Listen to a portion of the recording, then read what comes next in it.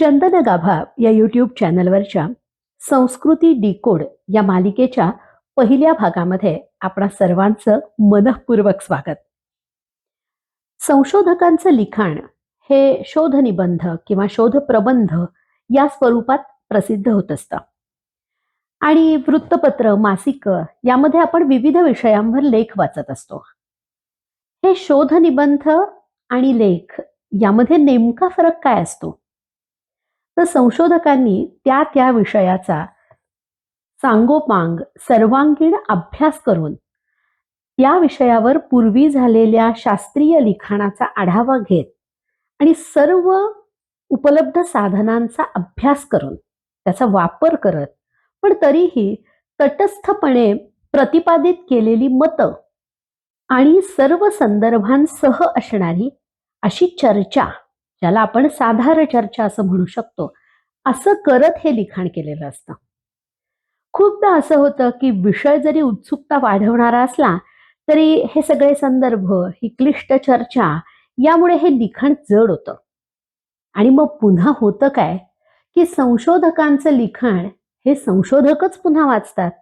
सामान्य माणसाला त्यात काय झालंय हे समजूच शकत नाही. आणि म्हणूनच हे संशोधनात्मक लिखाण अगदी साध्या सोप्या भाषेमध्ये आपल्यापर्यंत पोहोचवण्यासाठी संस्कृती डिकोड करणारी ही मालिका आपल्यासाठी सुरू केली आहे.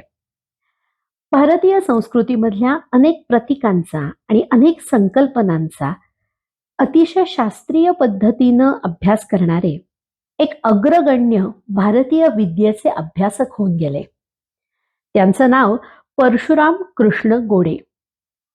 गोडे सरांच्या लिखाणामध्ये त्यांनी सांस्कृतिकदृष्ट्या महत्त्व असणाऱ्या अनेक गोष्टींचा, अनेक संकल्पनांचा अभ्यास केला आणि त्यावरती शोधनिबंध लिहिले.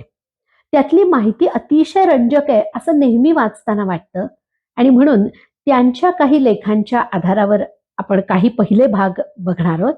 आणि या पहिल्या भागाचा विषय आहे काचेच्या बांगड्या. हातभर काचेच्या बांगड्या भरणं हे सौभाग्याचं प्रतीक मानलं जातं.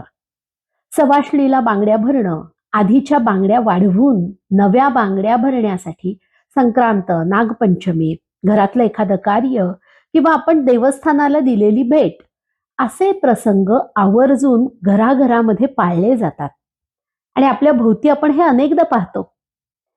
सौभाग्याचं प्रतीक असणाऱ्या या बांगड्या देवीची शक्तिपीठ असणाऱ्या देवस्थानांना आवर्जून भरल्या जातात.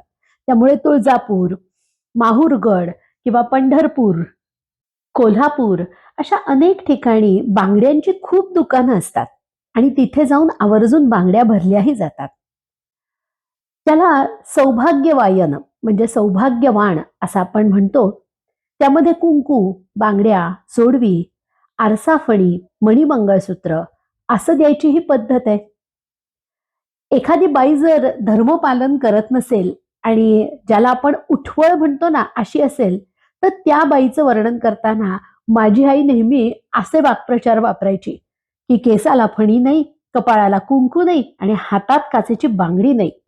इतकं त्या बांगड्यांचं महत्व आपल्या संस्कृतीत आणि जनमानसात खोलवर रुजलंय. एखादी माहेरी आलेली मुलगी जेव्हा सासरी जायला निघते तेव्हा तिला बांगड्या भरून द्यायची पद्धत आहे.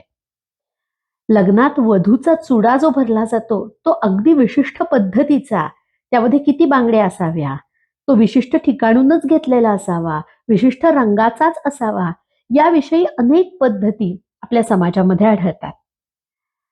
हातात बांगड्या घालणं, वास्तविक पाहता बांगड्या हा एक अलंकार आहे आणि बाकीचे अलंकार जसे आपण परिधान करतो, घालतो, तसं आपण बांगड्याही घालतो. पण तरीही बांगड्या घालण्याविषयी अनेक वेगवेगळी क्रियापद भाषेमध्ये दिसतात. जसं बांगड्या भरणं म्हटलं जातं किंवा एखादी बांगडी जर फुटली असेल तर तिला फुटली असं न म्हणता वाढवली असं म्हटलं जातं. अनेक सांस्कृतिक आणि भावनिक संदर्भ असणारा हा बांगड्यांचा विषय अभ्यासत असताना परशुराम कृष्ण गोडे यांनी बांगड्यांविषयीचे अनेक ऐतिहासिक पुरावे अभ्यासून एक संशोधन निबंध लिहिला, शोध निबंध लिहिला आणि या शोधनिबंधातले संदर्भ आपण टप्प्याटप्प्याने बघूया. साधारणपणे 3 टप्प्यामध्ये हे संदर्भ आपल्याला विभागता येतात.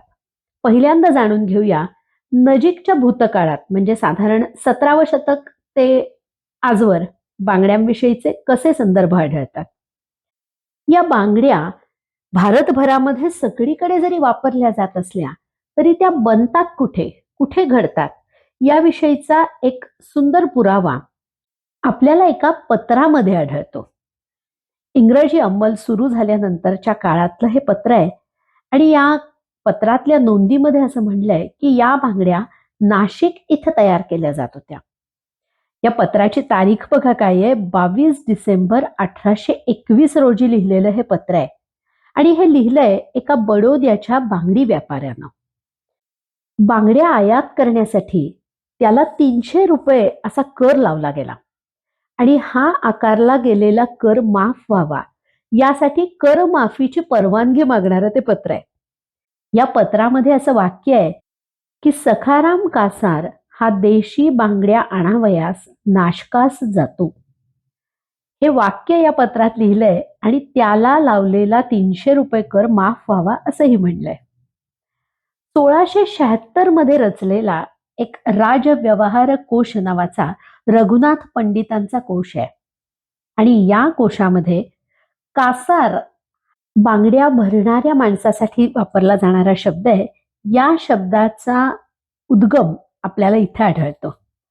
इथे काचसार असा शब्द आहे आणि त्याला समानार्थी शब्द देताना मीना असा शब्द वापरलाय. मीनाकारी असा शब्द आपण बऱ्याचदा वापरतो आजही. काचेसाठी सुद्धा एक सुंदर शब्द या कोशामध्ये आलाय. तो शब्द असा आहे की सकाप.